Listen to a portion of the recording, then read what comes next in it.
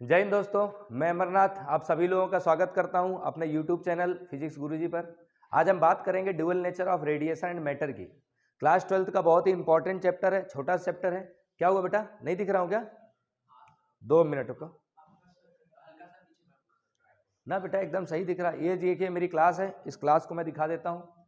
आप सभी लोग ये हेलो का मैसेज करना, ये लो।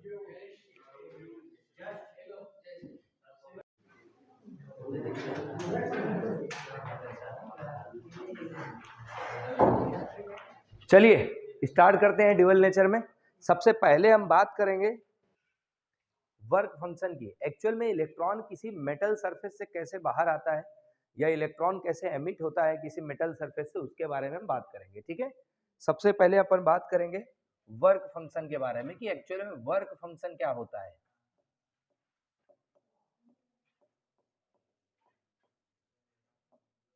वर्क फंक्शन का सीधा सा मतलब ये है, किसी भी मेटल सरफेस में जो इलेक्ट्रॉन है उस इलेक्ट्रॉन को कितनी एनर्जी की रिक्वायरमेंट है जिससे कि वो मेटल सरफेस से बाहर आ जाए। मतलब ये है कि minimum amount of energy required by an electron to just escape from the metal surface. Minimum amount of energy किसको चाहिए? इलेक्ट्रॉन को। हम सपोज कर सकते हैं ये हमारे पास एक मेटल है, ये मेटल सरफेस है, यहाँ इलेक्ट्रॉन्स होंगे, फ्री इलेक्ट्रॉन्स होंगे। अब जैसे मैं यहां से इंसिडेंट लाइट को दूंगा, कौन सी लाइट दूंगा? इंसिडेंट लाइट, यानी कि इसको हम बोल सकते हैं इलेक्ट्रोमैग्नेटिक वेव। क्या बोल सकते हैं? इलेक्ट्रोमैग्नेटिक वेव या अल्ट्रावायलेट लाइट भी बोलते हैं। अब ये अल्ट्रावायलेट लाइट आएगी और एनर्जी देगी किसको? इलेक्ट्रॉन्स को। इलेक्ट्रॉन यहां से निकल के कहां पर है? मेटल सरफेस में आ जाए। कहां पर आ जाए? मेटल सरफेस में। उतनी एनर्जी को हम क्या बोलते हैं? Work function. तो इसे ऐसे लिख सकते हैं, minimum amount of energy,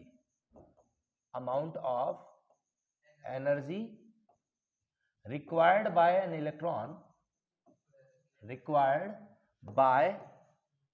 electron to just escape from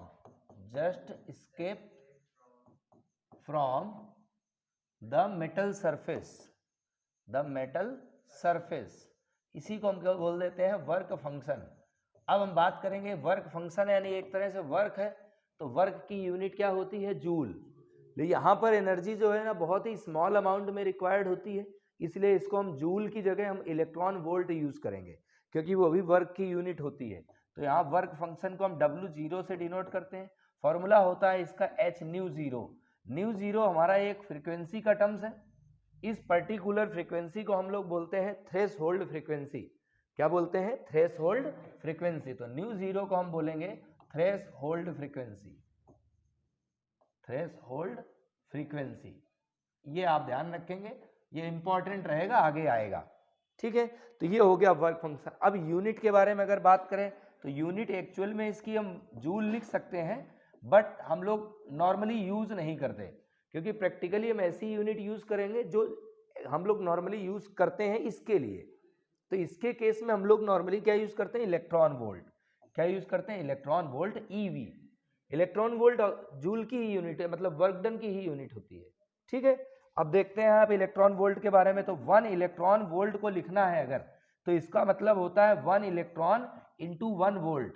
ये पहले आप मतलब ध्यान रखेंगे। ठीक है, अब वैल्यूज लिख लेते हैं। तो 1 electron volt equal to 1 electron का चार्ज होता है 1.6 इंटू 10⁻19। ठीक है, कूलम इंटू 1 वोल्ट में मल्टीप्लाई करोगे तो कूलम इंटू वोल्ट आएगा।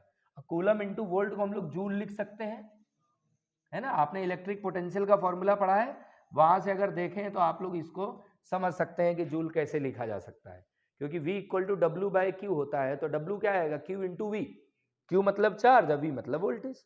ठीक है, तो ये 1 इलेक्ट्रॉन वोल्ट की वैल्यू आ गई। इस वैल्यू को ध्यान रखेंगे, ये कभी कभी 1 मार्क्स में स्टेट बोर्ड में पूछ लिया जाता है। इस फॉर्मूले का ध्यान रखेंगे, CBSE में इसका क्वेश्चन पूछा जाता है। अब एक चीज समझते हैं कि जो हमारा थ्रेशोल्ड फ्रीक्वेंसी है किस पे डिपेंड करता है, ये थोड़ा सा इंपॉर्टेंट है ना? फैक्टर्स।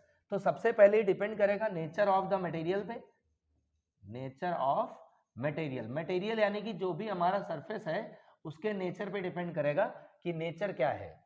ठीक है, नेचर मतलब एक तरह से हम ये बोल सकते हैं कि थ्रेशोल्ड फ्रीक्वेंसी पे डिपेंड करता है। किस पे डिपेंड करता है? थ्रेशोल्ड फ्रीक्वेंसी पे, कि एक्चुअल में इस मटेरियल की जो थ्रेशोल्ड फ्रीक्वेंसी है वो कितनी है। तो थ्रेशोल्ड फ्रीक्वेंसी एक ऐसी फ्रीक्वेंसी रहेगी जिसके बाद ही इलेक्ट्रॉन एमिट होगा, उससे कम पे इलेक्ट्रॉन एमिट नहीं होता है। ठीक है, तो ये एक ये ध्यान रखेंगे, नेचर ऑफ द मटेरियल। अब बाकी नेचर ऑफ द सराउंडिंग पे भी डिपेंड करता है कि सराउंडिंग का नेचर कैसा है। तो दो रहेंगे, एक हम लोग लिख देते हैं नेचर ऑफ सराउंडिंग, या एटमॉस्फेयर बोल सकते हैं या सराउंडिंग बोल सकते हैं। ठीक है, लिख लेंगे इसे। तो ये दो चीजें हैं, इससे ज्यादा चीजें नहीं पूछी जाती। बेसिकली इसका डेफिनेशन इंपॉर्टेंट है और इसका फॉर्मूला ज्यादा पूछा जाता है। ठीक है, आते हैं वर्क फंक्शन के आगे। हमारा जो नेक्स्ट टॉपिक है वो है इलेक्ट्रॉन एमिशन। किसका एमिशन कराएंगे हम? इलेक्ट्रॉन का एमिशन कराएंगे। तो बात करेंगे इलेक्ट्रॉन एमिशन की। मैं यहाँ पर जो भी आप लोगों को चीजें बता रहा हूँ वो चीजें सिर्फ आपको एग्जाम पर्पस के हिसाब से बताई जा रही है ना, ज्यादा डिटेल में नहीं जाएंगे कि ऐसा कैसे होता है, उसमें हम नहीं जाएंगे, पहले बता रहा हूँ। ठीक है, उसके लिए अगर देखना है तो दूसरे लेक्चर्स हैं वो आप देख लेना। तो इलेक्ट्रॉन एमिशन का मतलब क्या होता है? ऐसा फिनोमेना जिससे इलेक्ट्रॉन को एमिट कराया जा सके किसी मेटल सरफेस से। ठीक है, जैसे हमारे पास मेटल सरफेस है और उसमें क्या करेंगे, कैसे भी अप्लाई करें, बहुत अलग अलग तरीके होते हैं। हो सकता है टेम्परेचर दे दें, हो सकता है इलेक्ट्रिक फील्ड अप्लाई कर दें, या हो सकता है लाइट एनर्जी दे दें। तो इलेक्ट्रॉन एमिशन यानी कि emission of electron by any method. ठीक है, या हम बोल सकते हैं it is a procedure in which the electron is emitted from metal surface. ठीक है, यहां लिख सकते हैं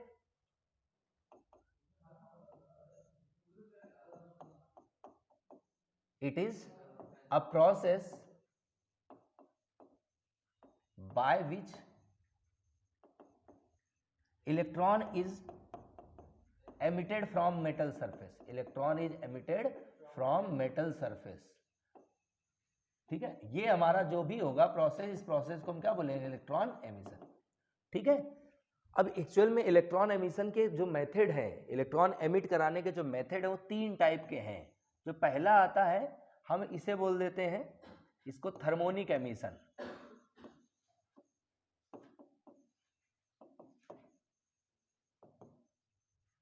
थर्मोनिक एमिशन का क्लियर सा मतलब है हम थर्मल एनर्जी दें और इलेक्ट्रॉन एमिट हो।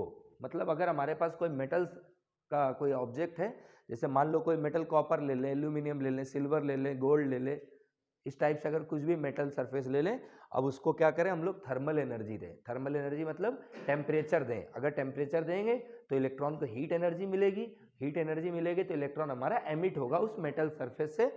उस प्रोसीजर को या उस प्रोसेस को हम क्या बोलते हैं? Thermionic emission. ठीक है, क्लियर है इतना? ये ज्यादा नहीं, इसको सिर्फ आपको डेफिनेशन ध्यान रखना है ना। थर्मल एनर्जी अप्लाई करें और इलेक्ट्रॉन एमिट हो, इसको हम बोलते हैं थर्मोनिक एमिशन। इसके बाद आता है हमारा फील्ड एमिशन। ये थोड़ा सा खतरनाक प्रोसीजर रहता है। क्यों? क्योंकि इसमें हम इलेक्ट्रिक फील्ड अप्लाई करते हैं और वो इलेक्ट्रिक फील्ड थोड़ा हाई इलेक्ट्रिक फील्ड रहता है ना, समथिंग 10 की पावर 3 या 10 की पावर 4 वोल्ट पर मीटर।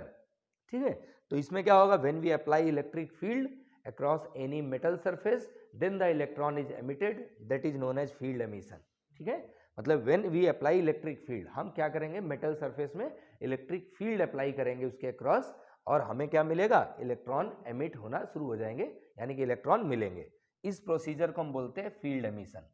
और तीसरे नंबर पर आता है जिसे बोलते हैं फोटो इलेक्ट्रिक एमिशन। ये बहुत इंपॉर्टेंट है, पूरा चैप्टर इसी में बेस्ड है ना।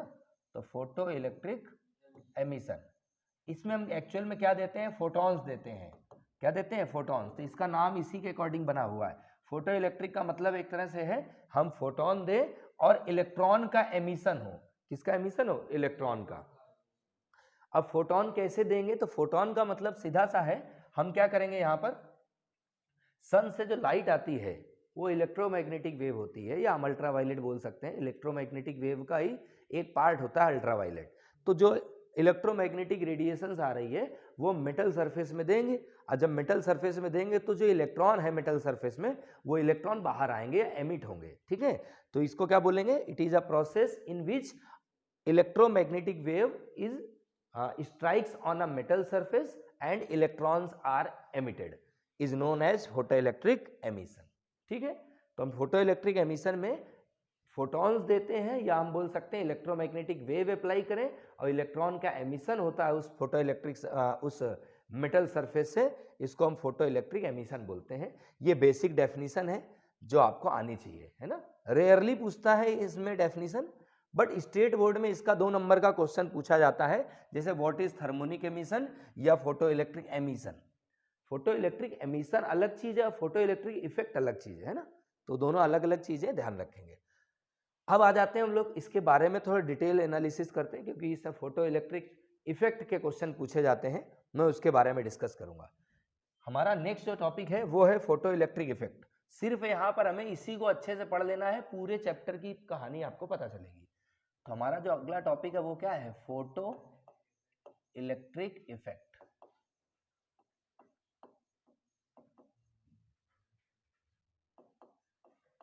फोटो इलेक्ट्रिक इफेक्ट ये थोड़ा सा इंपॉर्टेंट है, क्योंकि पूरा चैप्टर जो है इसी पे बेस्ड है, इसकी डेफिनेशन और इसके 4 जो लॉ हैं उन पे बेस्ड है पूरा चैप्टर। तो आपको ये डेफिनेशन और 4 लॉ समझोगे तो सारी पिक्चर आपको समझ आएगी, क्योंकि यही चीजें बार बार रिकॉल होंगी।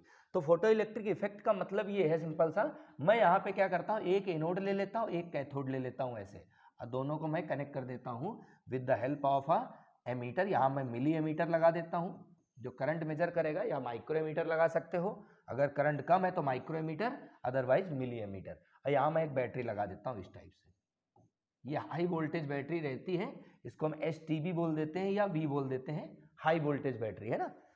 अब इसको हम कनेक्ट कर देंगे ऐसे इस टाइप से। अगर आपको बल्ब लगाना है तो यहाँ एक बल्ब लगा सकते हो, बल्ब मतलब एक रेजिस्टेंस लगा देते हैं ऐसे, तो बल्ब जब ग्लो करेगा तो आपको पता चलेगा कि करंट फ्लो कर रहा है, यानी कि ये मिली एमीटर में करंट पास होगा, ठीक है। अब क्या करना है, ये हमारा नेगेटिव टर्मिनल है, मैं यहाँ पर लगा देता, ये कैथोड वाला हो गया मेटल सरफेस जिससे इलेक्ट्रॉन एमिट होंगे, और ये टर्मिनल एनोड हो जाएगा। मैं यहाँ से क्या दूंगा, सन से जो रेडिएशंस आती है ना, इलेक्ट्रोमैग्नेटिक वेव मैंने ऐसे दी, ये धूप आ रही है और इलेक्ट्रोमैग्नेटिक वेव इसे बोलते हैं, ठीक है। अब क्या होगा, जैसे ये इलेक्ट्रोमैग्नेटिक वेव, ये क्या इलेक्ट्रोमैग्नेटिक वेव, या हम इसको बोल सकते हैं फोटॉन्स आ रहे हैं, क्या आ रहे हैं, फोटॉन। फोटॉन जो होता है एक एनर्जी का पैकेट होता है जो एनर्जी कैरी करता है, ठीक है, और वही एनर्जी के पैकेट्स आके एनर्जी देते हैं जिस मेटल सरफेस पे पड़ते हैं, या हमारी बॉडी में पड़ते हैं, हमें धूप लगती है तो एक्चुअली फोटॉन आ रहे होते हैं, जितने ज़्यादा फोटॉन आएंगे उतनी ज़्यादा एनर्जी हमको मिलेगी।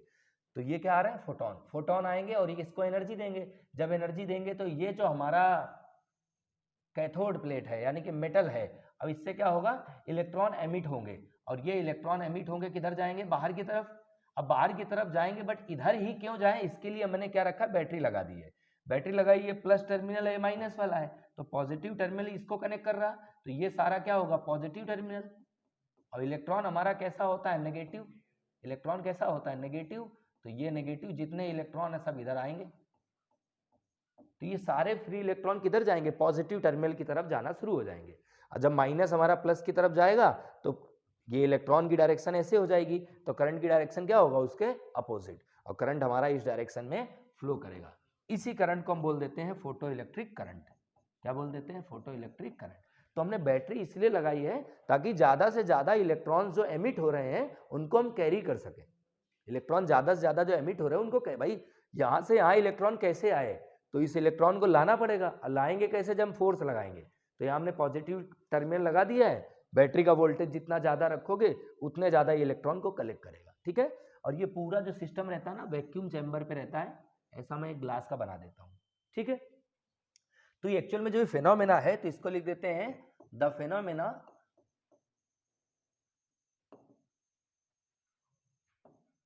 Of emission of electron, the phenomena of emission of electron from a metal surface, from a metal surface when an incident light। अब यहाँ पे मैं एक कंडीशन लिख रहा हूँ, कंडीशन अभी आगे एक्सप्लेन करेंगे।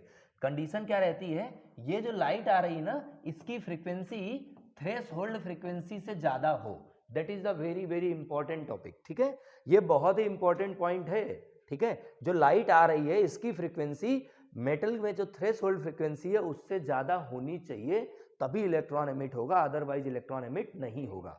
ठीक है, तो ये कंडीशन जरूर लिखेंगे, frequency of incident light is greater then threshold frequency. ठीक है, तो when an incident light is strikes on the metal surface, इसी फेनोमेना को हम क्या बोल देते हैं, फोटो इलेक्ट्रिक इफेक्ट। सभी लोगों को ये पॉइंट क्लियर होगा। तो ये हमारा फोटो इलेक्ट्रिक इफेक्ट है।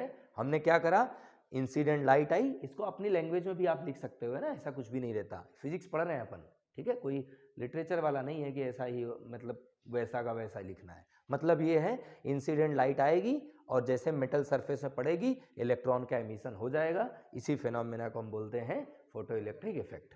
पॉइंट बस याद रखना कि इंसिडेंट लाइट की फ्रीक्वेंसी जो होगी वो थ्रेशोल्ड फ्रीक्वेंसी से ज़्यादा होगी। ठीक है, तो ये हमारा हो गया फोटो इलेक्ट्रिक इफेक्ट। अब हम इसके लॉ के बारे में बात करते हैं। तो इसके लॉ कितने हैं, तो इसके 4 हम नियम पढ़ेंगे। ठीक है, तो हमारा नेक्स्ट आता है laws of photo electric effect. Photo electric effect, ठीक है, तो इसके कितने नियम है, 4 नियम हैं, हम वो चारों समझते हैं। सबसे पहला जो फर्स्ट लॉ है वो हमें ये बताता है कि जितनी ज़्यादा इंटेंसिटी होगी करंट उतना ज़्यादा बनेगा। यानी कि मैं ऐसा लिख सकता हूँ, इंटेंसिटी ऑफ लाइट, है ना, इसको मैं यहाँ पे ऐसे लिख देता हूँ, इंटेंसिटी ऑफ लाइट जो रहेगा, intensity of light is directly proportional to photo electric current. मैं ऐसे यहाँ लिख रहा हूँ ना, फोटो इलेक्ट्रिक करंट, बट इसकी कंडीशन है। कंडीशन क्या है वो मैं यहाँ पे कॉमा करके लिख देता हूँ, above the threshold frequency, above the threshold frequency. अब इसको समझ लेते हैं। मतलब ये है, मेरे पीछे वाले डायग्राम पे आ जाते हैं। यहाँ पर मतलब ये है कि यहाँ पे जो लाइट आ रही है उसकी जो फ्रीक्वेंसी होगी वो थ्रेशोल्ड से अगर ज्यादा है तब, थ्रेशोल्ड से ज्यादा है तब, इंटेंसिटी लाइट की जितनी ज्यादा होगी इलेक्ट्रॉन उतने ज्यादा एमिट होंगे। लाइट की इंटेंसिटी बढ़ाने का मतलब सिर्फ इतना होता है कि फोटॉन्स ज्यादा हो जाएंगे। ठीक है, जैसे मॉर्निंग की अगर बात करें, सुबह जो 6, 7, 8 बजे तक जो धूप रहती है उसकी इंटेंसिटी कम रहती है, हमें धीरे से लगती है, हल्की से अच्छी लगती है। लेकिन वही अगर आफ्टरनून की बात करते हैं 2 बजे 1:30 बजे, तो हमें वो धूप बहुत ज़्यादा तेज लगती है ना। थोड़ा समझाओ भैया को, है ना, थोड़ा ज़्यादा तेज लगती है ना बेटा। ठीक है, तो ज़्यादा तेज लगने का रीज़न क्या है, क्योंकि वहाँ पे जब आफ्टरनून की धूप है उसमें क्या है, उसकी इंटेंसिटी बढ़ जाती है। क्या बढ़ जाती है, इंटेंसिटी बढ़ जाती है। तो इंटेंसिटी ऑफ लाइट इंक्रीजेस का डायरेक्टली मतलब ये है कि नंबर ऑफ फोटॉन इंक्रीजेस। जितनी ज़्यादा लाइट की इंटेंसिटी बढ़ेगी उतनी ज़्यादा फोटॉन्स बढ़ेंगे, और फोटॉन जितने ज़्यादा बढ़ेंगे करंट उतना ज़्यादा एमिट होगा, मतलब उतना ज़्यादा करंट फ्लो होगा। करंट ज़्यादा फ्लो होने का मतलब इलेक्ट्रॉन ज़्यादा एमिट होंगे। तो ये पहले वाले फर्स्ट लॉ का क्लियर सा मतलब ये है। ठीक है, तो ये क्या लिखा, intensity of light directly proportional to photo electric current. धूप जितनी ज़्यादा आएगी करंट उतना ज़्यादा बनेगा, यानी कि इलेक्ट्रॉन उतने ज़्यादा एमिट होंगे। बट कंडीशन ध्यान रखेंगे, जो लाइट की फ्रीक्वेंसी है वो थ्रेशोल्ड से ज़्यादा होनी चाहिए। ठीक है, तो ये पहला हो गया। अच्छा, इसमें मैं ग्राफ बनाना चाहूँ तो ग्राफ क्लियरली दिख रहा है, दोनों कैसे दिख रहे हैं, डायरेक्टली प्रोपोर्शनल, है ना। हम अभी थोड़ी देर बाद एक्सपेरिमेंटल एनालिसिस भी करेंगे। ठीक है, तो इसका ग्राफ पता है सब लोगों को कैसा बनना चाहिए, मैं इसे बता देता हूँ अभी। भाई स्ट्रेट लाइन बनेगा, कैसा बनेगा, इस टाइप से। अब चाहे करंट इधर ले लो, इंटेंसिटी इधर ले लो, किसी को किधर भी ले सकते हैं। ठीक है, तो ये पहला हो गया। सेकेंड पे आते हैं। सेकेंड जो है वो हम थ्रेशोल्ड फ्रीक्वेंसी से रिलेटेड बात करेंगे। किससे बात करेंगे, थ्रेशोल्ड फ्रीक्वेंसी से रिलेटेड। ठीक है, हाँ वंदन, आप कुछ बता रहे थे अभी। अगर कभी ऐसा लगे ना आपको कुछ बताना है तो आप थोड़ा पहले बताया करो, बाद में बताने का मतलब थोड़ी ना रहता है। थोड़ा पहले बताओगे तो वो क्या मेरे को भी क्लियर रहेगा कि मैं कहीं गलत हूँ क्या, है ना। बाकी कोई दिक्कत नहीं। तो आपके पास नोट्स हैं, हाँ ठीक है, अच्छा पढ़ रहे थे आप नोट्स, मतलब ठीक है। तो सेकंड पे आ जाते हैं। हाँ रियांशु कुछ बोलना चाह रहे, रियांशु को आप देख लें एक बार वापस से, ये हमारा बहुत ही होनहार छात्र है। फोकस खराब हो जाएगा, चलो बाद में देखते हैं ना। ठीक है, तो अभी अपना फोकस बेटा इधर ही रखना है ना, अपना फोकस इधर ही रखना है ना, नहीं तो तुमको यहाँ बुलाया जाएगा अभी, है ना, सभी लोगों को दिखाना है इनको। हाँ, सेकंड क्या है, एक ऐसी मिनिमम फ्रीक्वेंसी होती है जिससे नीचे इलेक्ट्रॉन एमिट नहीं होता है, उस मिनिमम फ्रीक्वेंसी को हम क्या बोल देते हैं, थ्रेशोल्ड फ्रीक्वेंसी। इसका स्टेटमेंट क्या लिखे अपन, अ मिनिमम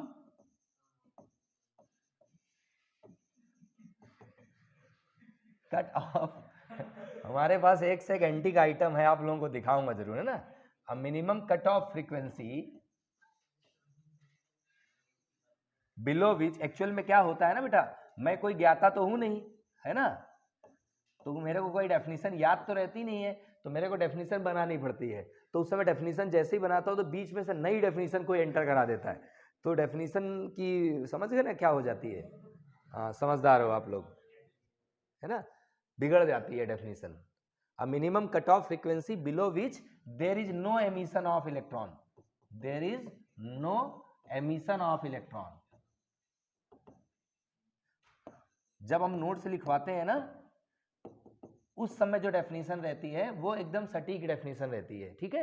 लेकिन जब पढ़ा रहे होते हैं तो उस समय डेफिनेशन अपने मन से बना देते हैं, मतलब वही रहता है, बस थोड़ा सा सेंटेंस का फॉर्मेशन इधर उधर हो जाता है। तो जैसे मैं अभी मेरे दिमाग में तो एक्यूरेट वाली है नहीं, तो मैंने अपने मन से बनाया, इतने में एक्यूरेट डेफिनेशन उड़ते उड़ते आती है। नोट्स में से कोई पढ़ रहा होता है तोते जैसा होता है, तो उसमें होता क्या है, वो दोनों मिक्सअप होती है, और जब दो चीजें मिक्सअप होती है उसको कॉकटेल बोलते हैं, है ना। फिर उसमें क्या होता है, मेरे को कुछ समझ नहीं आता कि मैं सही था कि गलत था, ठीक है। इसलिए बीच में नहीं, पहले बोलो ताकि मेरे को समझ आए, है ना बेटा, ठीक है। फोकस इधर ही रखना अपना। Is called threshold frequency. तो चलो यहां से एक चीज आपको पता चल गई, थ्रेशोल्ड फ्रीक्वेंसी की डेफिनेशन पता चल गई। अब बहुत ही इंपॉर्टेंट डेफिनेशन है, आप इसको याद रखेंगे एज अ डेफिनेशन, है ना। ये इंपॉर्टेंट डेफिनेशन है, 2 मार्क्स के लिए पूछी जाती है, स्टेट बोर्ड में 1 मार्क्स में आती है, सीबीएसई में, ठीक है।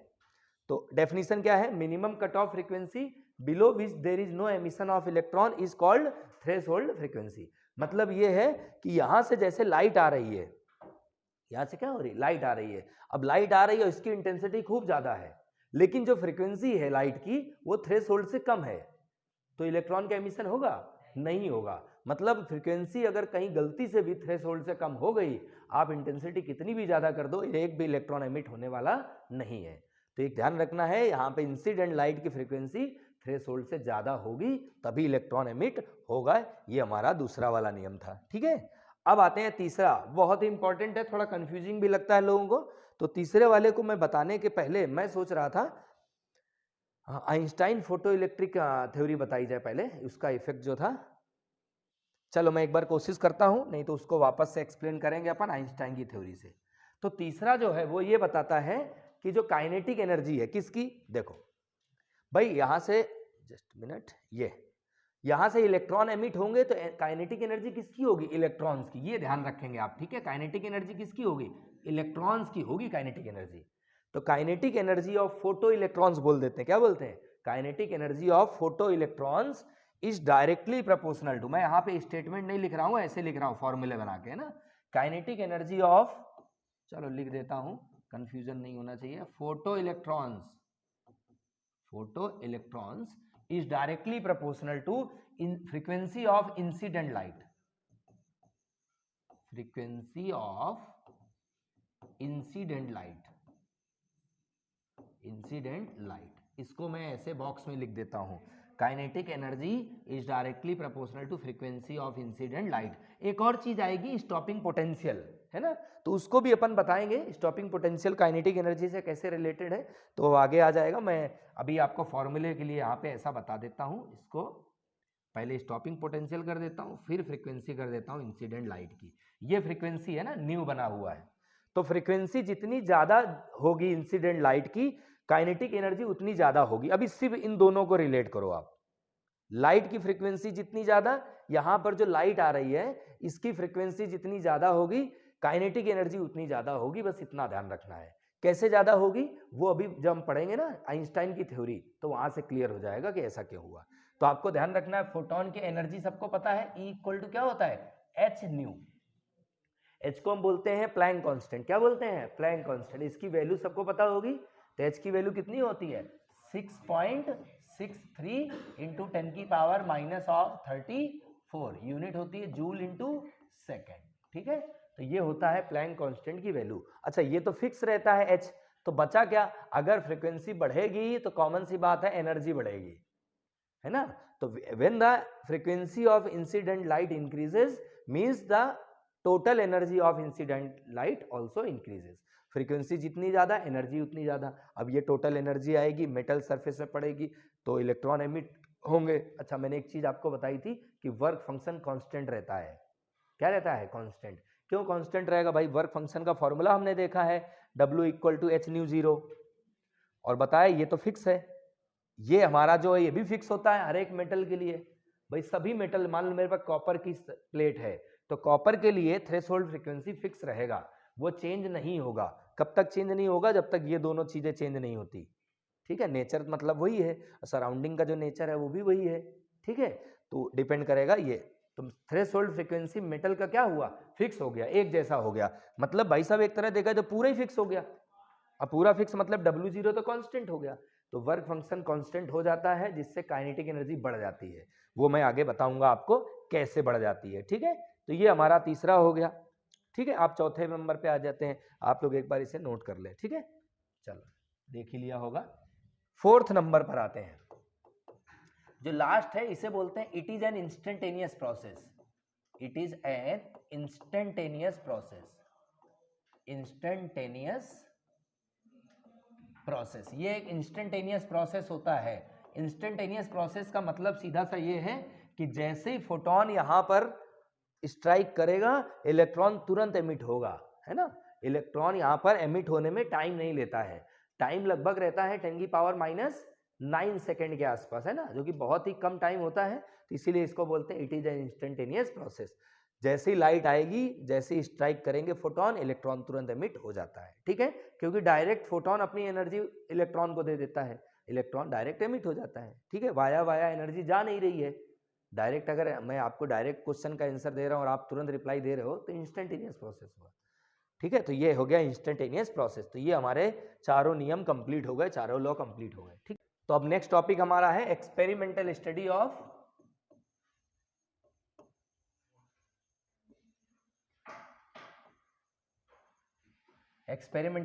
Of photo electric effect. Photo electric effect. हम अब एक्सपेरिमेंट से बताएंगे फोटो इलेक्ट्रिक इफेक्ट की क्या क्या फोटो इलेक्ट्रिक इफेक्ट के पार्ट है, पॉइंट है। ठीक है बेटा, रियांशु अगर यहां से उधर गया ना, हाँ तो कोई बात नहीं ना, आदत डाल लो, ऐसे ही बैठना है। ठीक है, तो पहला जो है वो क्या है? Effect of intensity. Effect of intensity मतलब ये है कि अगर हम लाइट की इंटेंसिटी बढ़ाएंगे तो क्या इफेक्ट पड़ेगा। ठीक है, तो लाइट की अगर इंटेंसिटी बढ़ाई जाए, यहां पर आ जाते हैं, ये हमारा डायग्राम बना हुआ है। अगर लाइट की मैं इंटेंसिटी बढ़ा दूंगा तो एक्चुअल में क्या इफेक्ट पड़ेगा? जितनी ज्यादा इंटेंसिटी लाइट की होगी फोटोन उतने ज्यादा एमिट होंगे, और जितने ज्यादा फोटोन एमिट होंगे उतने ज्यादा करंट फ्लो करेगा। ठीक है, भाई जितने ज्यादा यहाँ से लाइट आ रही उतने ज्यादा इलेक्ट्रॉन एमिट होंगे, मैं फोटोन बोल रहा था आई थिंक। तो जितनी ज्यादा लाइट की इंटेंसिटी बढ़ाओगे इलेक्ट्रॉन उतने ज्यादा एमिट होंगे, और जितने ज्यादा इलेक्ट्रॉन एमिट होंगे करंट उतना ज्यादा बढ़ेगा। मतलब डायरेक्टली ये है कि इंटेंसिटी जो है वो डायरेक्टली प्रोपोर्शनल है। तो डायरेक्टली प्रोपोर्शनल मतलब ग्राफ कैसा बन जाएगा? Straight line. तो यहाँ ग्राफ बना लेते हैं, ये हो गया हमारा इंटेंसिटी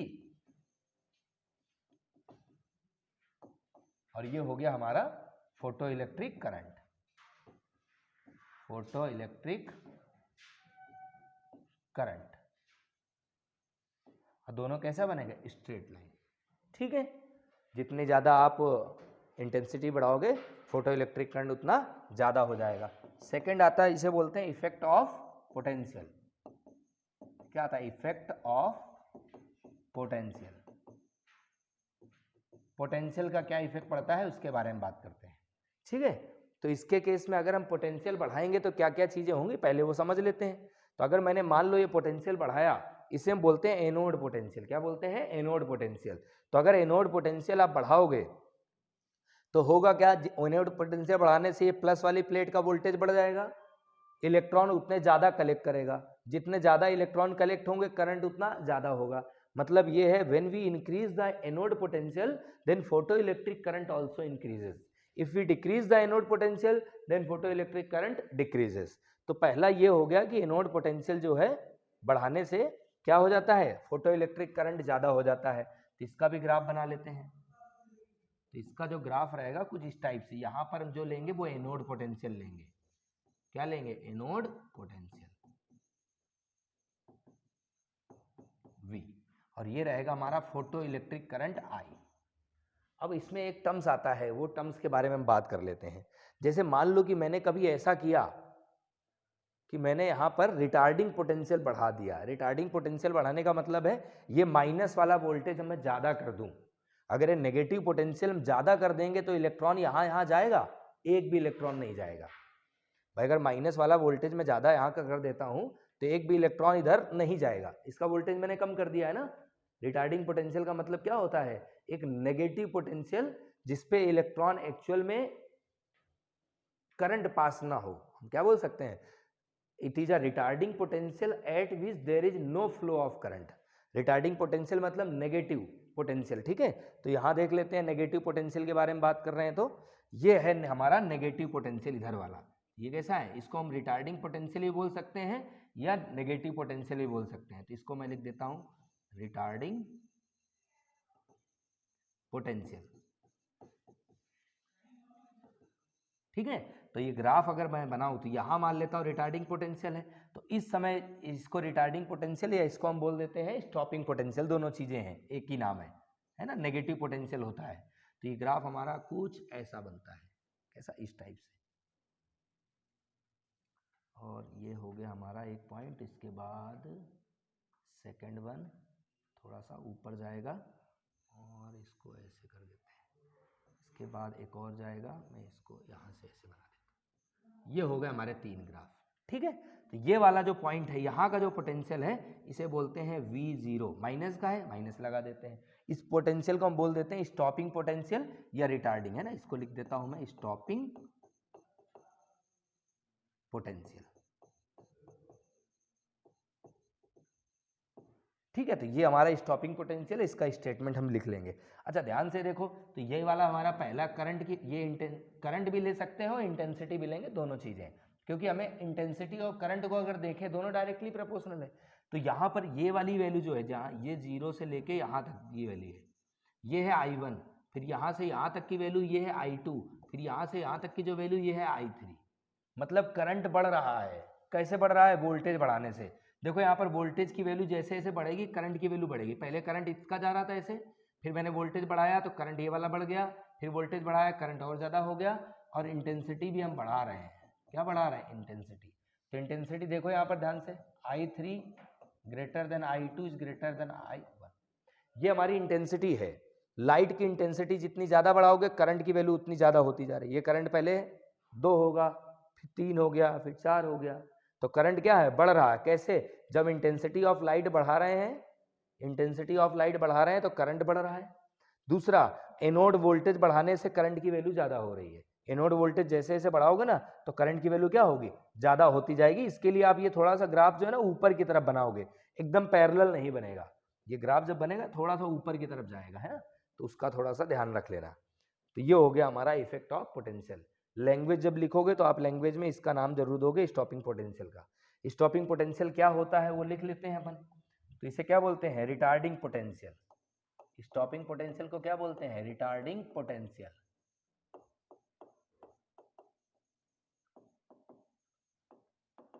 इसका मतलब होता है रिटार्डिंग पोटेंशियल, या नेगेटिव पोटेंशियल ही बोल सकते हैं ना, रिटार्डिंग पोटेंशियल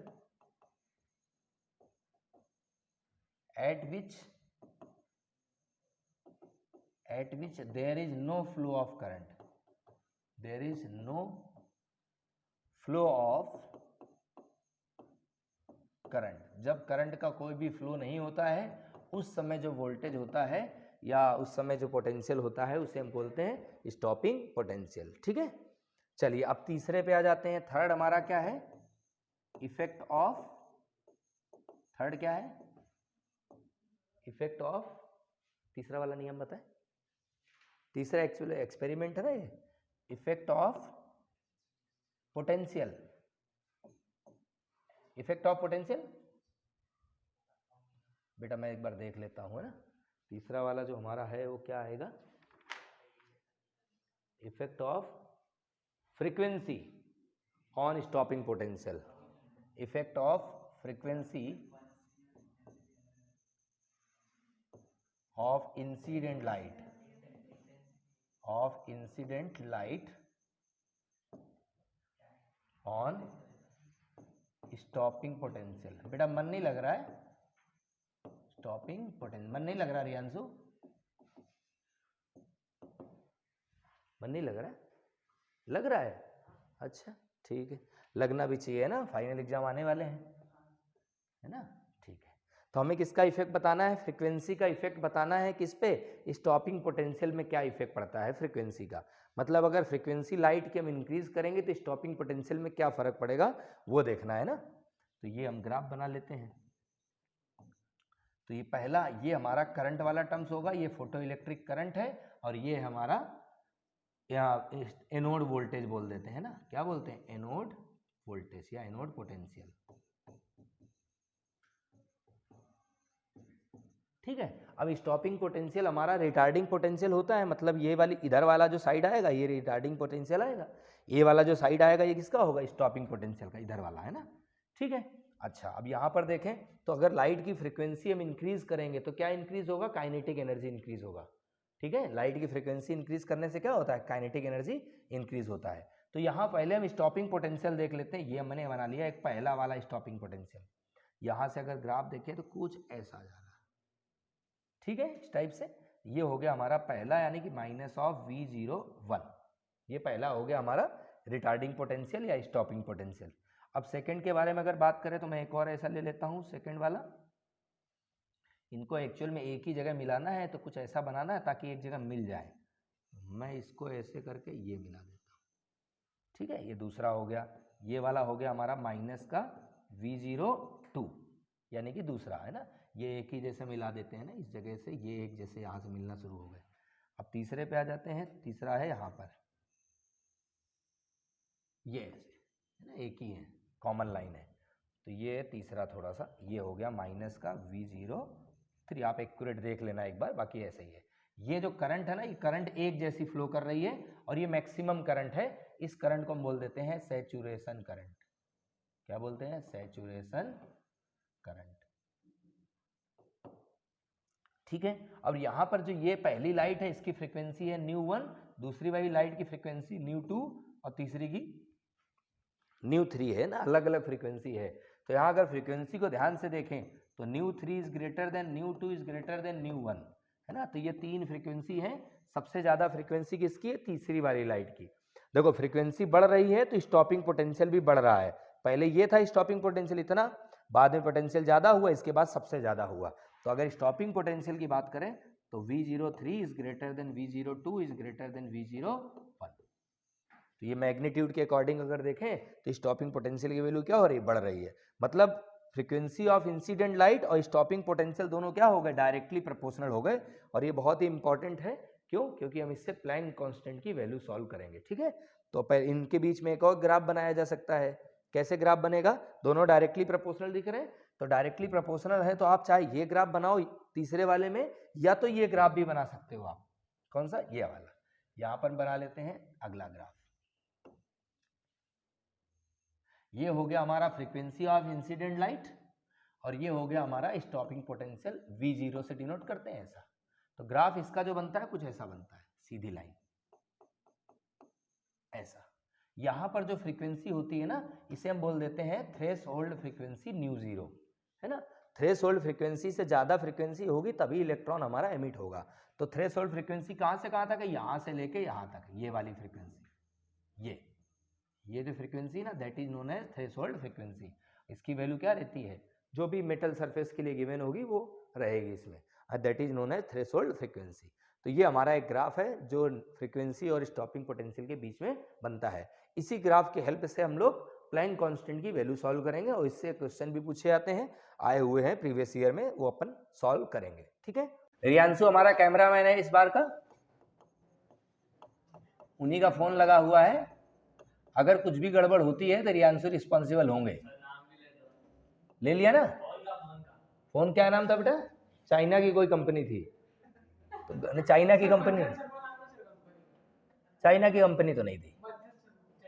हाँ, Einstein theory of photo electric effect.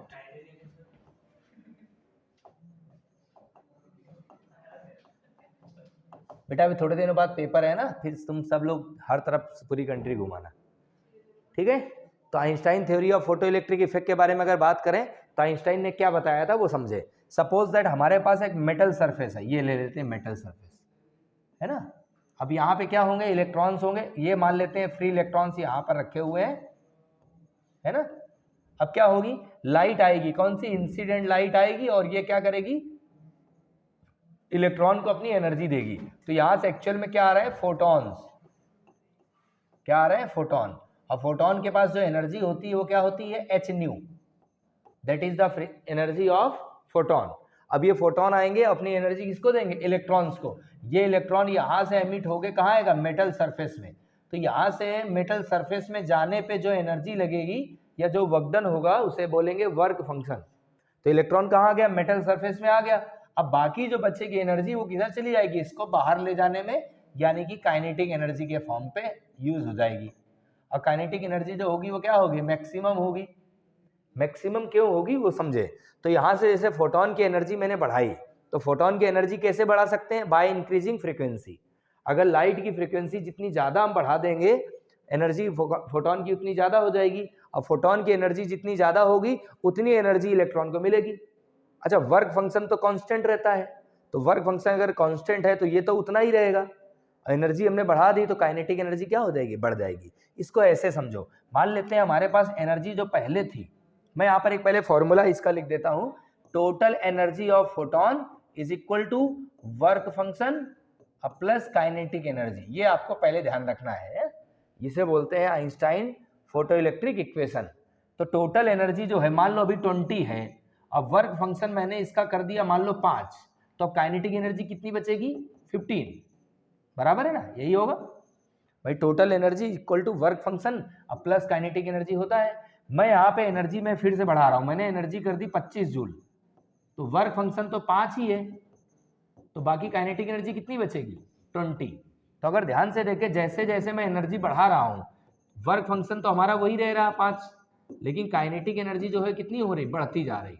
तो when you increase the energy of photon, kinetic energy increases. ये एक आया था हमारे पास टर्म्स। एनर्जी कैसे इंक्रीज करेंगे, बाय इंक्रीजिंग फ्रीक्वेंसी। मतलब अगर आप फ्रीक्वेंसी बढ़ाओगे तो काइनेटिक एनर्जी बढ़ेगा। ये अपन ने तीसरा नियम पढ़ा हुआ था, है ना, लॉ आया था ना तीसरा वाला। तो फ्रीक्वेंसी बढ़ाने से काइनेटिक एनर्जी बढ़ता है, क्योंकि वर्क फंक्शन क्या रहता है, हर बार कांस्टेंट रहता है, वो चेंज नहीं होगा। तो फिलहाल ये इक्वेशन इंपॉर्टेंट है। ये एनर्जी किसकी है, फोटॉन की है, ध्यान रखना। तो इसके लिए एनर्जी का formula H nu, work function को हम लिख सकते हैं एच न्यू 0, काइनेटिक एनर्जी को अभी काइनेटिक एनर्जी लिख देते हैं, ठीक है। तो यहां से काइनेटिक एनर्जी सॉल्व कर सकते हैं, तो क्या आएगा, H nu minus H new 0।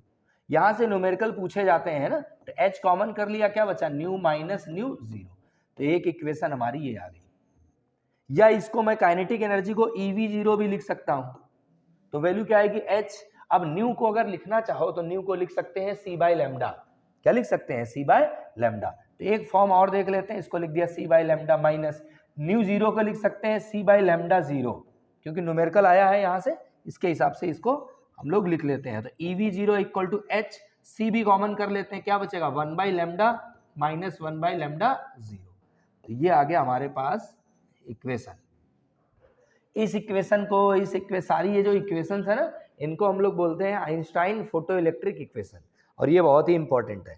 अच्छा, आइंस्टाइन फोटो इलेक्ट्रिक इक्वेशन यानी कि आइंस्टाइन ने क्या क्या बताया। तो पहले इन्होंने ये बताया कि एक फोटॉन एक इलेक्ट्रॉन एमिट करता है। फोटॉन जितने ज्यादा आएंगे इलेक्ट्रॉन उतने ज्यादा एमिट होंगे। भाई एक फोटॉन आया, इसने एनर्जी इस इलेक्ट्रॉन को दी और ये इलेक्ट्रॉन एमिट हो जाएगा। अच्छा, एमिट होगा, उसकी कंडीशन है। कंडीशन क्या है, इसकी फ्रीक्वेंसी थ्रेशोल्ड से ज्यादा होगी। भाई अगर ये मैं फ्रीक्वेंसी की वैल्यू ज्यादा कर दूंगा, ये जितना ज्यादा होगा काइनेटिक एनर्जी उतनी ज्यादा होगी, ठीक है। अगर मैंने फ्रीक्वेंसी गलती से इससे कम कर दिया, किससे, स्टॉप थ्रेशोल्ड फ्रीक्वेंसी से, तो इलेक्ट्रॉन एमिट नहीं होगा। क्यों नहीं होगा, अगर गलती से ये कम हो गया और ये ज्यादा हो गया, ये क्या हो गया, कम, और ये अगर ज्यादा हो गया, तो भाई काइनेटिक एनर्जी तो नेगेटिव हो जाएगी ना, और नेगेटिव काइनेटिक एनर्जी का कोई भी प्रैक्टिकल मीनिंग नहीं होता है। ठीक है, सब सही चल रहा है? हाँ जी, तो अब स्टार्ट करते हैं नया टॉपिक फोटोन, है ना, कंटिन्यू कर लेते हैं। फोटोन क्या होता है? तो एक एनर्जी का पैकेट है। फोटोन क्या होता है? एनर्जी का पैकेट होता है। ठीक है, और इससे डायरेक्ट ही क्वेश्चन पूछेगा। स्टेट बोर्ड में इसके क्वेश्चन ज्यादा पूछे जाते हैं ना। तो फोटोन क्या है? It is a packets of energy, है ना। सन से जो रेडिएशंस आती हैं तो किस में आती है? Packets of energy. अब फोटोन पे जो पूछी जाने वाली चीज है वो क्या है? जैसे कि ये तो लिख लेना, एनर्जी ऑफ पैकेट्स, है ना।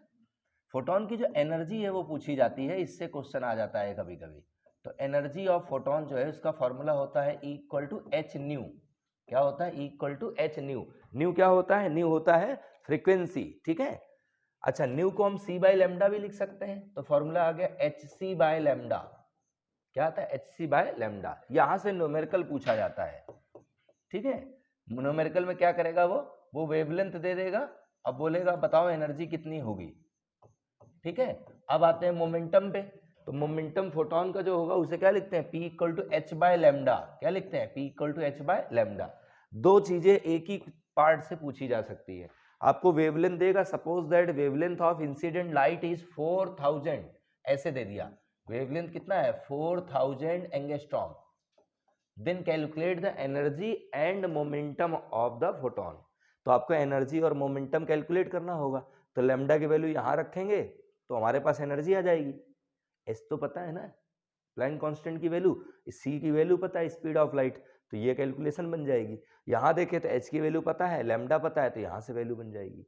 ठीक है, तो ये दो चीजें हैं जो स्टेट बोर्ड में के लिए बहुत ही इंपॉर्टेंट है। तीसरे पे आ जाते हैं।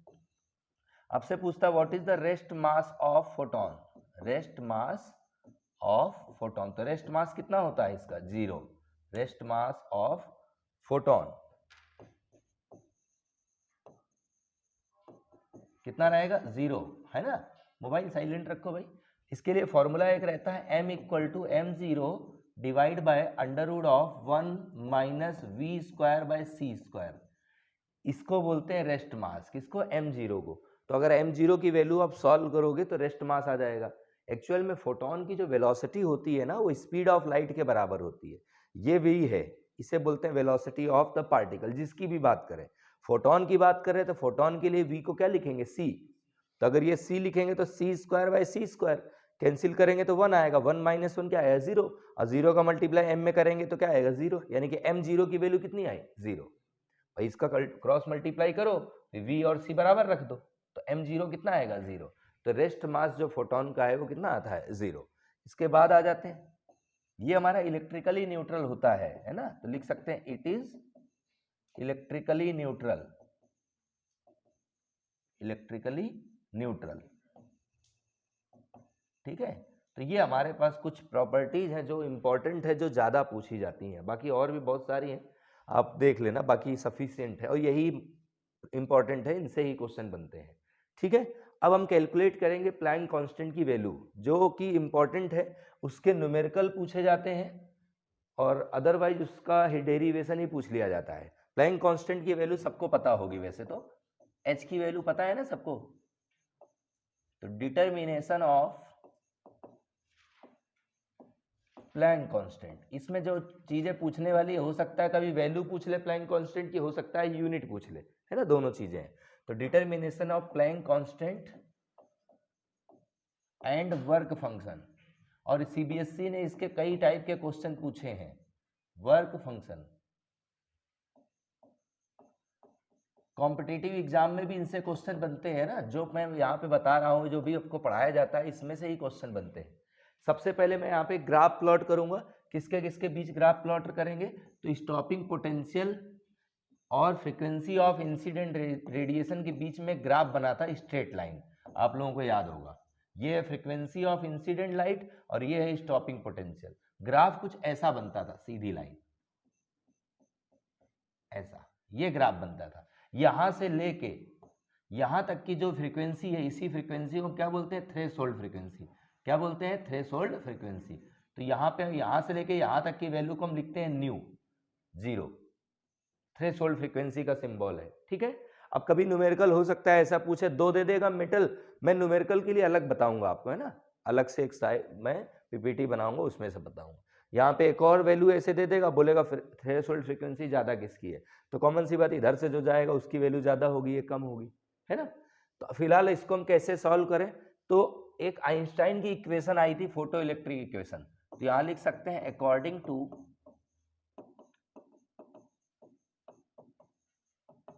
Einstein's photo electric equation, photo electric equation. तो आइंस्टाइन की जो फोटो इलेक्ट्रिक इक्वेशन थी वो क्या थी, total energy equal to work function और प्लस ऑफ काइनेटिक एनर्जी, यही आता था। मैं यहाँ पे टोटल एनर्जी को क्या लिख सकता हूँ, एच न्यू, वर्क फंक्शन को वर्क फंक्शन लिखा रहने दो और काइनेटिक एनर्जी को काइनेटिक एनर्जी। अब मैं यहाँ से काइनेटिक एनर्जी की वैल्यू को सॉल्व कर लेता हूँ, तो ये आ जाएगा kinetic energy equal to H nu minus W zero, W zero को इधर भेज दिया। काइनेटिक एनर्जी को मैं EV0 लिख सकता हूँ, काइनेटिक एनर्जी का फॉर्मूला होता है, तो ये आ गया हमारा H nu minus of W zero. मुझे वैल्यू V0 और न्यू के बारे में बात करनी है, तो V0 कैसे लाएं, E को डिवाइड कर दो, तो V0 की वैल्यू क्या आ गई, H बाय E, न्यू को मैंने इधर लिख दिया, एक ही बात है भाई, E डिवाइड होना था, E हो गया, माइनस अब E इसमें भी डिवाइड होगा, तो ये क्या आएगा W0 बाय E। बोलो इसमें किसी को कोई डाउट, मैंने सिर्फ E को नीचे डिवाइड कर दिया दोनों में, ठीक है, इसको मैं एक इक्वेशन ले लेता हूं। अच्छा अब यहां पे मैं, ये हो गया y एक्सिस की बात कर रहा और ये x एक्सिस की बात कर रहा, देखो ग्राफ में y एक्सिस में क्या है, V0 है और x एक्सिस में क्या है, न्यू है, मतलब मैं स्ट्रेट लाइन की इक्वेशन से कंपेयर कर सकता हूं y equal to mx plus c। ये क्या किसकी इक्वेशन है, स्ट्रेट लाइन इक्वेशन, तो यहां लिख लेते हैं compare it with equation first. Straight line की इक्वेशन से मैं कंपेयर करूंगा, तो यहां से मुझे क्लियर दिख रहा है y एक्सिस में V0 है और x एक्सिस में न्यू है, यानी कि m की जो वैल्यू है वो कितनी है, h बाई ई, m की वैल्यू कितनी है, h बाई ई लिखा जा सकता है। तो मैं m को लिख सकता हूं यहाँ पे, m मतलब होता है स्लोप, तो m को क्या लिख लिया हमने, h बाई ई, और m को बोलते हैं स्लोप, क्या बोलते हैं, स्लोप m। ये स्लोप क्या होता है, तो ये देखो ये जो ढाल होता है ना, that is known as slope, इसी को बोलते हैं। तो इस स्लोप को मैं अगर चाहूं तो ऐसे देखो, यहां से मैं 2 पॉइंट बना लेता हूं, एक पॉइंट यहां बना लिया, एक पॉइंट यहां बना लिया। अब मैं इसको अगर ऐसे वर्टिकली लाइन ड्रॉ करके ऐसा देखूं, तो ये एंगल आ जाएगी, स्लोप की वैल्यू यहां से आएगी। अगर स्लोप सॉल्व करना है, इसका नाम ए दे दिया, ऐसा कुछ बनाना नहीं वहां आपको, मैं सिर्फ समझाने के लिए बता रहा हूं, है ना। स्लोप कैसे, ऐसे ये स्लोप है तो कितना एंगल बना रहा, तो हॉरिजॉन्टल लाइन एक वर्टिकल लाइन बना दो। तो यहां से स्लोप अगर सॉल्व करेंगे तो स्लोप की वैल्यू अगर निकालेंगे तो क्या आएगा, टेन थीटा, तो मैं m को लिख सकता हूं टेन थीटा, क्या लिख सकता हूं, टेन थीटा, और इसको लिख दिया h बाई ई। देखो m equal to h by E है, m को हम टेन थीटा लिखते हैं ना स्लोप की वैल्यू। अब यहां से आप वैल्यू सॉल्व कर लो, टेन थीटा को क्या लिख सकते हैं, परपेंडिकुलर अपॉन बेस, क्या लिख सकते हैं, परपेंडिकुलर अपॉन बेस, तो इसका नाम ए बी, इसका नाम सी दे देते हैं। तो परपेंडिकुलर क्या होगा, परपेंडिकुलर हुआ बी सी और बेस क्या हुआ ए सी, यानी कि इसकी वैल्यू को मैं लिख सकता हूं चेंज इन स्टॉपिंग पोटेंशियल, यहां से BC की वैल्यू मतलब चेंज इन स्टॉपिंग पोटेंशियल लिखा जा सकता है। तो मैंने यहां इसको लिख दिया टेन थीटा की जगह चेंज इन स्टॉपिंग पोटेंशियल, और divide by change in base, तो बेस कहां पर है, ये है ना बेस, तो बेस क्या है, चेंज इन फ्रीक्वेंसी, ये फ्रीक्वेंसी का चेंज बता रहा, तो इसको लिख दिया change in frequency delta nu equal to h by E. हमें वैल्यू किसकी लानी थी, प्लैंक कांस्टेंट की, तो h को रोको, इसका क्रॉस मल्टीप्लाई कर दो, यही रिजल्ट है।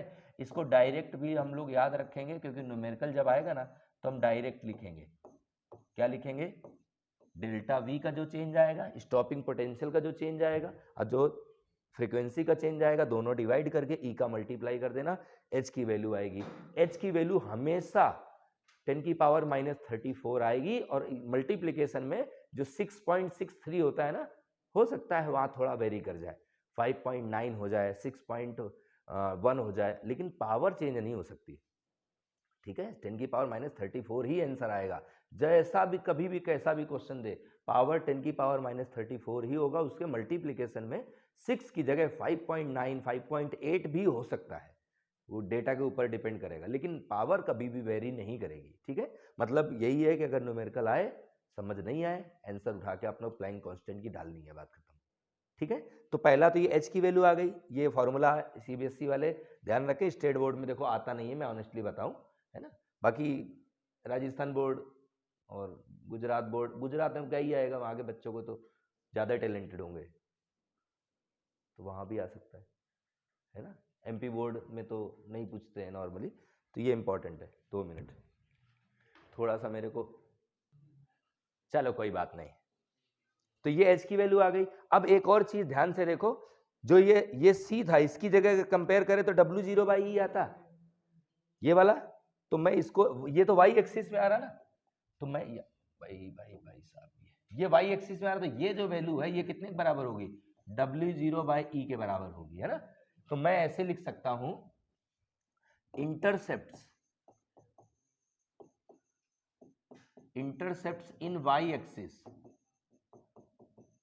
इक्वल टू W0/E, बस इतना सा। वाई एक्सिस में जो वैल्यूज आ रही है वो किसके बराबर है, W0/E के बराबर है। तो वर्क फंक्शन की वैल्यू यहां से आ गई, मतलब W0 अगर निकालना है यानी कि वर्क फंक्शन, तो क्या करें, E का मल्टीप्लाई कर दे वाई एक्सिस के साथ। तो ये लिख लेते हैं, intercepts in Y axis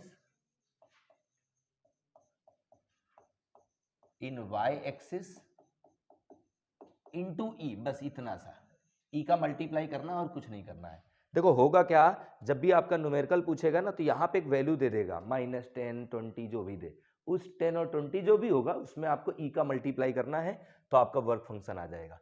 Y axis में जो वैल्यू आ रही है उसमें E का मल्टीप्लाई करना है, तो आपका वर्क फंक्शन आ जाएगा। ठीक है, न्यूमेरिकल के पर्पज से है, मैं इसके न्यूमेरिकल कराऊंगा, क्योंकि सीबीएसई के पॉइंट ऑफ व्यू से बहुत इंपॉर्टेंट टॉपिक है।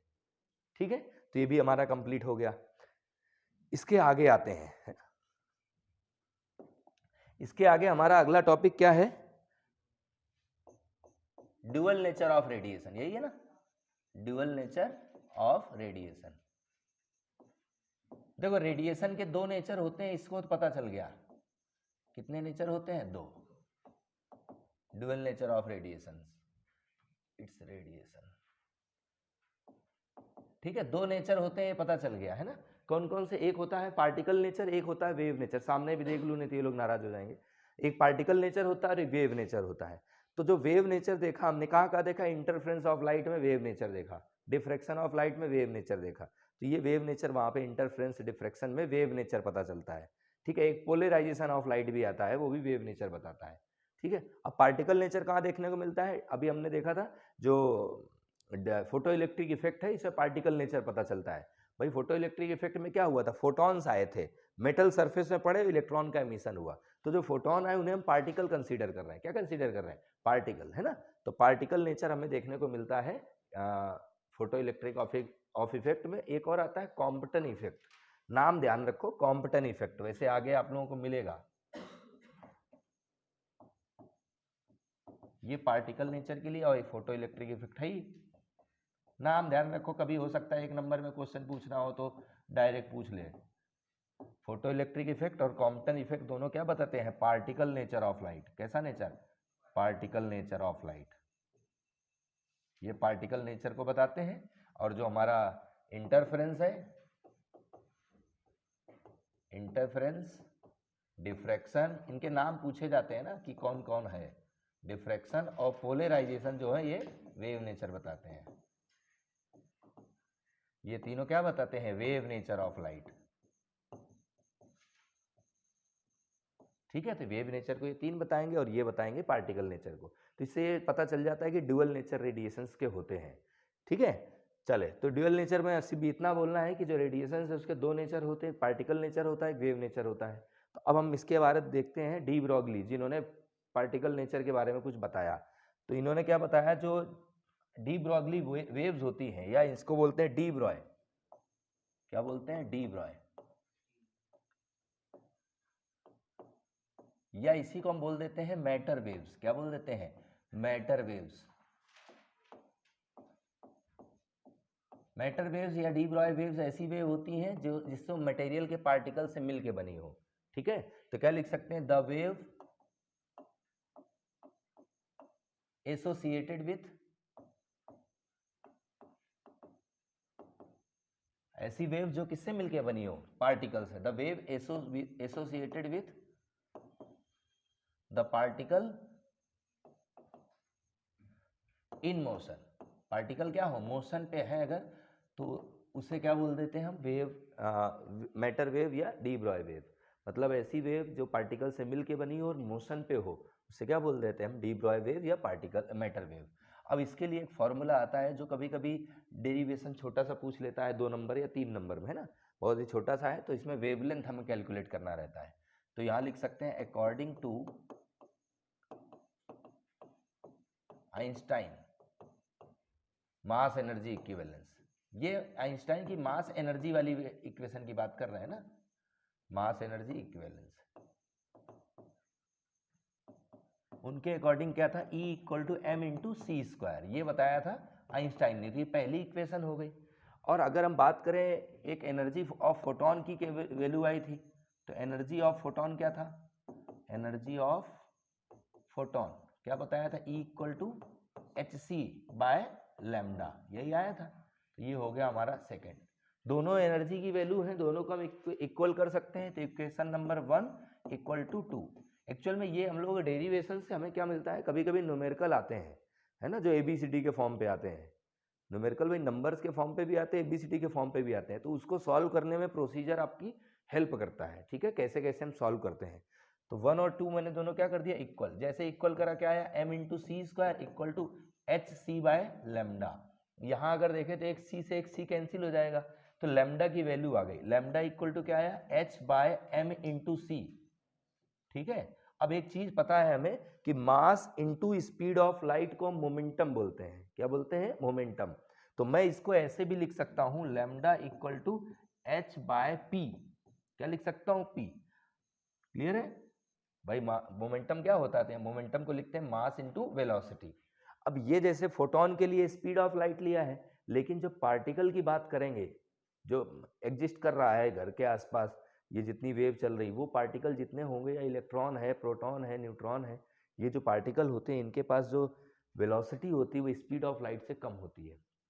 कितनी होती है, स्पीड ऑफ लाइट से कम होती है। मतलब अगर बात करें फॉर मैटर वेव, अगर मैटर वेव की बात कर रहे हैं, तो एक चीज ध्यान रखना, c नहीं लेंगे, वेलोसिटी हम क्या लेंगे, v, वेलोसिटी हम क्या लेंगे, v, ये ध्यान रखना, c नहीं लेंगे, है ना।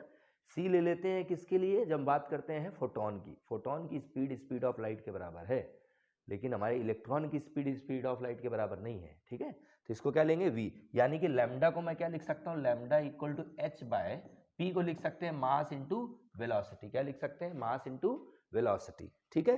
तो ये हो गया वेवलेंथ हमारा, lambda equal to H by P, या एच बाय पी को मैंने एम इंटू वी लिख दिया। तो आपको सिर्फ 2 फॉर्मूले याद रखने, एक ये फॉर्मूला याद रखना, एक ये फॉर्मूला याद रखना है। कभी कभी आपसे पूछ लिया जाता है कि डी ब्रॉय वेव जो है, डी ब्रॉय वेव जो है वो किस पे डिपेंड करती है, तो डी ब्रॉय वेव जो है उसकी वेवलेंथ 2 चीज़ों पे डिपेंड कर रही है। एक मास पे डिपेंड करती है, मास पार्टिकल का जितना ज़्यादा होगा वेवलेंथ उतनी कम होगी, ठीक है, और एक वेलोसिटी पे, वेलोसिटी ज़्यादा होगी तो वेवलेंथ कम हो जाएगी। इलेक्ट्रॉन जो है वो वेव नेचर शो करता है, कैसा नेचर, वेव नेचर, पार्टिकल है लेकिन जब वो चलता है तो वेव नेचर भी शो करता है। इससे रिलेटेड एक एक्सपेरिमेंट हुआ करता था, वो एक्सपेरिमेंट अभी आप लोगों के सिलेबस में नहीं है ना, वो इलेक्ट्रॉन का वेव नेचर बताता है। तो मैं वहाँ से वेवलेंथ तो नहीं कैलकुलेट करूँगा, लेकिन आपको फॉर्मूले बताऊँगा कि कैसे बताएगा कि इलेक्ट्रॉन एक वेव जैसा बिहेव करेगा। तो इंपॉर्टेंट है, ये स्टेट बोर्ड के लिए बहुत इंपॉर्टेंट है। CBSE वाले सिर्फ फॉर्मूला याद रखें, इससे ज़्यादा उनके यहाँ नहीं पूछा जाता। आज से कभी फैक्टर पूछ ले कि वेवलेंथ किस पे डिपेंड करती है मैटर वेव की, तो डायरेक्ट याद रखना है लैम्डा प्रोपोर्शनल टू 1/m, और एक बता देना है लैम्डा प्रोपोर्शनल टू 1/v। 2 चीजें ध्यान रखेंगे, ठीक है। नेक्स्ट पे आ जाए, है ना। ये स्टेट बोर्ड के लिए इंपॉर्टेंट, मैं फिर बोल रहा हूँ, है ना, डायरेक्ट आपसे पूछा जाता है, इसका डेरिवेशन पूछ लिया जाता है या तो फॉर्मूला पूछ लिया जाता है, ठीक है। अब बात करेंगे हम इलेक्ट्रॉन के बारे में, ठीक है। तो यहां पर आएंगे, अगला टॉपिक क्या है, वेवलेंथ ऑफ इलेक्ट्रॉन। नेक्स्ट यही है, वेवलेंथ ऑफ इलेक्ट्रॉन, यही है ना। चलो तो अब आ जाते हैं वेवलेंथ ऑफ इलेक्ट्रॉन ही है, मुझे थोड़ा सा डाउट हो रहा टॉपिक, इलेक्ट्रॉन ही है, कंफर्म। चलो तो वेवलेंथ ऑफ इलेक्ट्रॉन पे आ जाते हैं। इलेक्ट्रॉन की वेवलेंथ हमें सॉल्व करनी है, ठीक है, इलेक्ट्रॉन की वेवलेंथ हमें सॉल्व करनी है। चलिए, फॉर्मूला तो अपने को सबको क्लियर है, तो हमें क्या क्या पता है। तो पहला हमें पता है क्या हुआ, भविष्य बेटा, भविष्य क्या हो, कैमरे में आना है, कभी हो तो जान पहचान कराएं इन लोगों से, याद कर रहे हैं, सब जानते हैं। चलो ये कैमरा घुमाया जाए थोड़ी देर में, है ना, कोई बात नहीं, अभी तो पढ़ाते हैं, लकी को बोर्ड में बुलाते हैं। तो लैम्डा इक्वल टू क्या होता है, h/p, पहला इंपॉर्टेंट फॉर्मूला। अब क्या होगा वहां पर, आपको मोमेंटम बोलेगा, दो पार्टिकल दे देगा, बोलेगा उनके मोमेंटम अगर सेम है तो वेवलेंथ का रेशियो बताओ। क्या बोलेगा, मोमेंटम अगर सेम है तो वेवलेंथ का रेशियो बताओ। क्या आएगा, 1:1। भाई ये इन्वर्सली है, अगर वेवलेंथ अगर सेम है तो मोमेंटम का रेशियो क्या आएगा, सेम ही आएगा। ठीक है, वैसे इन्वर्सली है, अगर कभी रेशियो 1:2 या 2:3 इस टाइप से दे तो इन्वर्ट कर देना। ठीक है, चलो इसके बाद इसको मैं ऐसे लिख सकता हूं, h/p को लिख सकते हैं अपन अंडर रूट में 2mk। ये हमारा काइनेटिक एनर्जी और मोमेंटम में रिलेशन होता है। 2m मतलब मास और k क्या होता है, काइनेटिक एनर्जी। यहां से भी क्वेश्चन पूछे जाते हैं, या मैं इसको ऐसे भी लिख सकता हूं, लैम्डा इक्वल टू h/अंडर root of 2m। Kinetic energy का फॉर्मूला होता है Q इंटू वी। क्या होता है, Q into v. Kinetic energy को अभी लिख रहे थे ना, E इंटू वी जीरो, तो वही बात है, E मतलब चार्ज और V मतलब पोटेंशियल। तो Q इंटू वी लिख दिया है, जिसका भी चार्ज हो वो चार्ज रखेंगे, जिसका पोटेंशियल हो वो पोटेंशियल रखेंगे। ठीक है, तो हमारे पास ये कुछ फॉर्मूले हैं जो कि इंपॉर्टेंट है। हम इलेक्ट्रॉन की बात कर रहे हैं तो इलेक्ट्रॉन के लिए वैल्यू रख दो। H की वैल्यू तो सबको पता है, 6.63 10⁻34 डिवाइड बाय अंडर रूट। अब ये लिखा है 2, मास ऑफ इलेक्ट्रॉन कितना होता है, 9.1 into 10⁻31 into charge of electron कितना होता है, 1.6 इंटू 10⁻19। अच्छा, V हमें नहीं पता है ना, तो वो मैंने जो बताया था ना, वेव नेचर ऑफ इलेक्ट्रॉन, तो वेव नेचर ऑफ इलेक्ट्रॉन की जब बात करते हैं तो V की वैल्यू रखते हैं 54 वोल्ट। कई उन्होंने 3-4 वैल्यू ली हुई थी, 54 वोल्ट लिया था, 56 लिया था, 60 वोल्ट लिया था, जो कि हमें अभी सबसे इतना सॉल्व करना है, V को छोड़ देंगे। तो यहाँ से जब लैम्डा सॉल्व करेंगे तो कितना आएगा, 12.3, यही है, अपॉन में अंडर रूट V, और ये पूरा जो पावर बचेगा वो होगा 10⁻−10 यानी कि एंगस्ट्रॉम। तो ये आती है वेवलेंथ। जाना पहचाना सा फॉर्मूला ध्यान रखें। देखो मैं फिर बोल रहा हूँ, इस बार की आपके यहाँ CBSE वालों के यहाँ जो न्यूमेरिकल आएगा वो इस टॉपिक में से आएगा, ये टॉपिक में से एक न्यूमेरिकल आएगा। मैं आपको न्यूमेरिकल जरूर करा दूंगा, इंपॉर्टेंट है, आपको फॉर्मूला बस ध्यान रखना है कि इसको कैसे सॉल्व कर सकते हैं। इन्वर्सली डायरेक्टली का थोड़ा ध्यान रखेंगे, ज़्यादा कुछ है नहीं। ठीक है, तो ये हो गया हमारा एक और पैटर्न। ठीक है, इसके बाद इसमें बताने जैसा जो है वो उसके बारे में सोचते हैं कि और क्या बताया जाए। एक मैं फॉर्मूला बता रहा हूँ, है ना, उससे भी कभी कभी क्वेश्चन पूछा जाता है ना। वैसे नीट और JEE में भी इसके क्वेश्चन पूछे गए हैं। मैं आपको बिल्कुल बेसिक सा फॉर्मूला है, सिर्फ फॉर्मूला याद रखेंगे, है ना। मैं क्वेश्चन सोच रहा हूँ करा भी दूँ, चलो मैं यहाँ क्वेश्चन करा देता हूँ, है ना, पहले क्वेश्चन लिख लेते हैं, है ना, फिर आगे बढ़ते हैं। चलिए, ये क्वेश्चन मैंने लिख दिया है, ये इंपॉर्टेंट क्वेश्चन है ना, इस पैटर्न को समझना है ना। इसका एक पार्ट कौन सा, सेकंड वाला पार्ट जो है वो ज्यादा इंपॉर्टेंट है। सेकंड वाला क्वेश्चन क्या लिखा, monochromatic light of frequency this one is produced by laser, the power emitted is this one, है ना। पहले आपको जो जो गिवन है पहले गिवन नोट करते हैं। न्यूमेरिकल सॉल्व करना बहुत ही आसान होता है, क्योंकि फॉर्मूले तो आपको याद रहते हैं, बट हमको सॉल्व कैसे करना उसमें दिक्कत आती है। तो पहले जो जो गिवन है वो लिखो। फ्रीक्वेंसी गिवन है, कितना दिया है, 6 × 10⁻14 हर्ट्ज, ये frequency. Is produced by laser, the power emitted is, power जो एमिट हो रही है वो कितनी हो रही है, 2 × 10⁻−3, यानी कि पावर गिवन है कितना है, 2 × 10⁻−3 वॉट। कभी कोई चीज समझ नहीं आए तो उनकी यूनिट से हम समझते हैं कि गिवन क्या है, तो आपको यूनिट का आइडिया होना चाहिए। ये दो चीजें हो गई। इसके बाद पूछा what is the energy of each photon. अच्छा, फ्रीक्वेंसी दिया है तो एनर्जी आ जाएगा, तो एनर्जी क्या होता है, E = h न्यू।